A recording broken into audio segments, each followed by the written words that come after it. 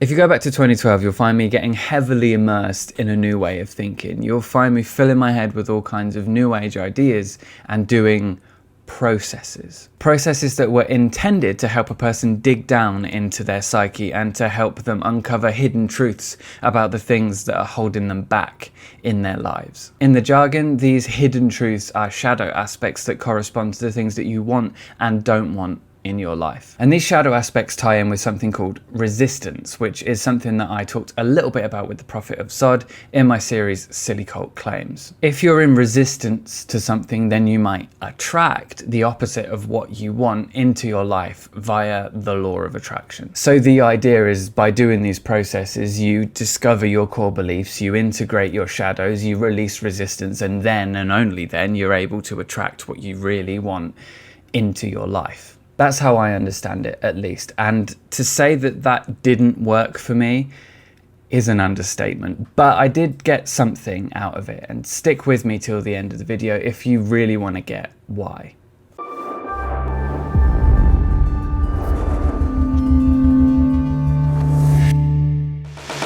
Hello and welcome back. If you're new here, my name is Andy Fellows and I make videos on destructive cults, damaging norms, and just generally bad ideas. If you like the video you're about to watch and you want to see more, hit the subscribe button and don't forget to hit the little bell thing so that you get notified anytime that I upload a new video. So the New Age really does have the capacity to affect your relationship with yourself. For me, it's definitely taken its toll, and the cult situation that I got involved with during my interest, let's say, in the New Age was definitely a big part of that. I've been fairly fortunate in that growing up, I've been around, for the most part, supportive and loving people, which means that I've been able to internalize quite positive self-talk. I was able to learn to be kind with myself and look out for my own needs and interests early on, but the flip side of that is the risk of becoming a little bit too self-centered or even self-absorbed, which is something that I honestly grapple with a little bit still to this day. During my involvement with the cult, that didn't get better. In fact, it got a lot worse before it eventually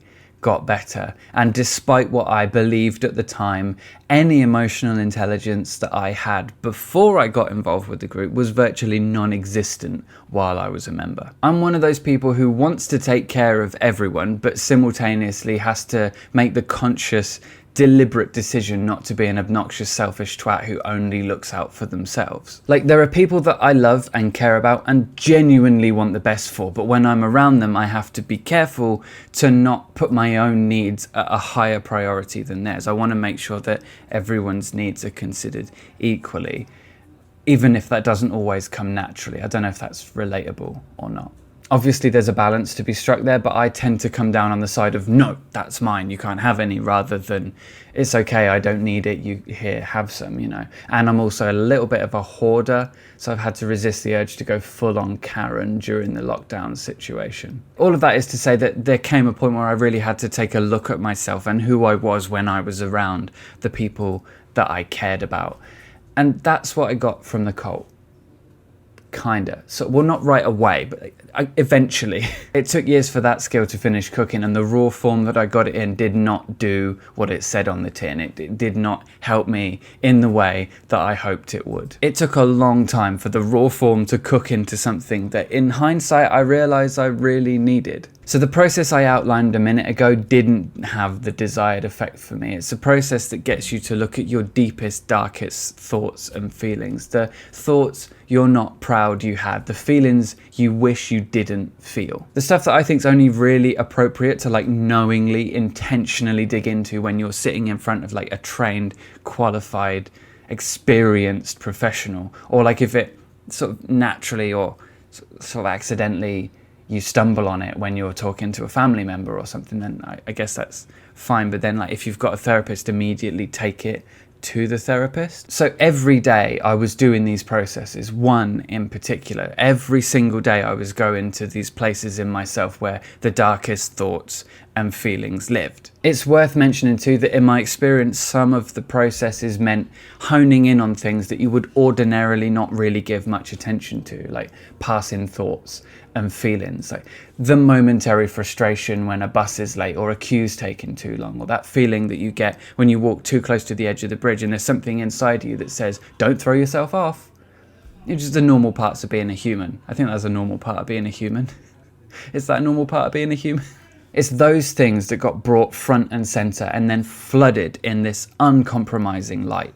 And then these things got reimagined and reframed and repurposed to fit the larger narrative of the cult's map of reality. And it was in doing this most days, if not every day, that I got used to seeing myself in a bad light, got used to seeing the unfavorable parts of myself, and doing what I thought was right at the time. I poured over all these painful thoughts and feelings and rewrote the stories to fit into this narrative, this map of reality. I reattributed each thing that I had done and said to the lowest possible motivation and superimposed this map of reality in all its murky shadows onto who I had come to believe myself to be. Fast forward to 2014 and I'd built quite the story of my shortcomings, made real by the mythology of human nature that I had received from someone that I had come to believe in too much. It was the epitome of an overcorrection. I'd gone from being this overconfident hormonal teen who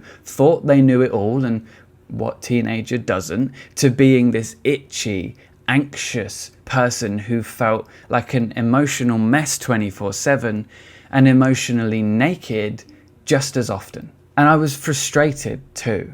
But me being me and cults being cults, I still thought I knew it all. It was a long way down from 2014, I'll tell you that. What happened though while I was doing these processes was that I got used to seeing myself in this unfavorable light.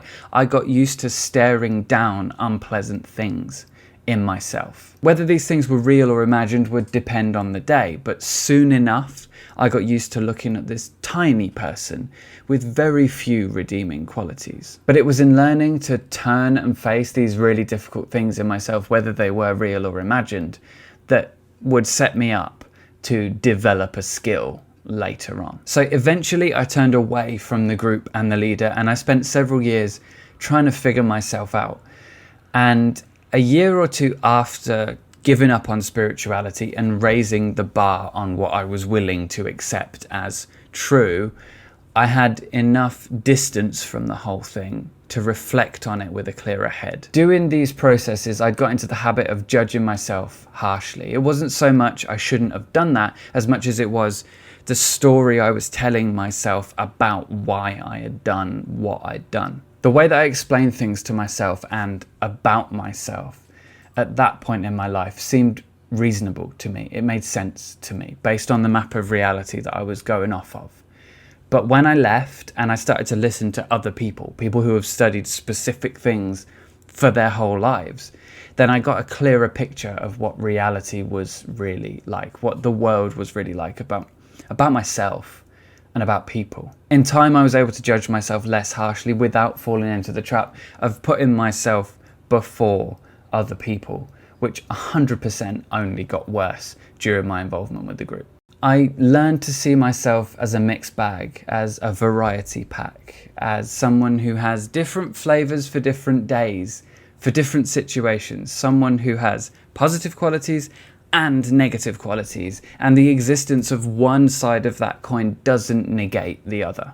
The seed of looking at things in that way, of becoming accustomed to squaring up to the unpleasant and unfavorable things in myself, even though it didn't do me much good at the time in the form that it was first presented to me, later, through living a little bit more and through experiencing a few different things, eventually became something which helped me. I think as much as we might like to think the best of ourselves, there's times when we need to be honest about things. There's times when we've made a mistake and we need to own it. And there's times when we could have done better. But there's also times when we could have only done better if we'd known better. And there are times when we need to say, I wish I'd done better, and from now on, I will do better. But I think that's just part of being a functional human being, isn't it? Okay, it took me a minute to get there, to tame my massive bobblehead Churchill dog on the dashboard ego, but I think I got there. I think. here's the really good bit. This is the ironic part, the part that makes me smile.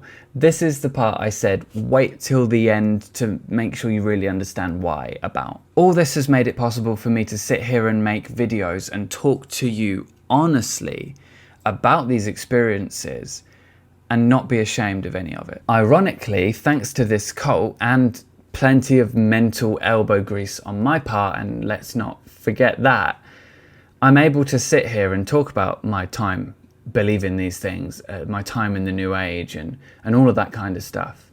I'm able to do that. And I'm able to be honest with you and laugh about my past and sit here and look back at things that I did and said years ago and be kind with myself and ask good questions, which is something that I hope to encourage other people to do. But if you're a former member of a cult, some of the things that I've said today might have been difficult to hear. It's not unusual to feel angry for a while when you leave a cult. I did.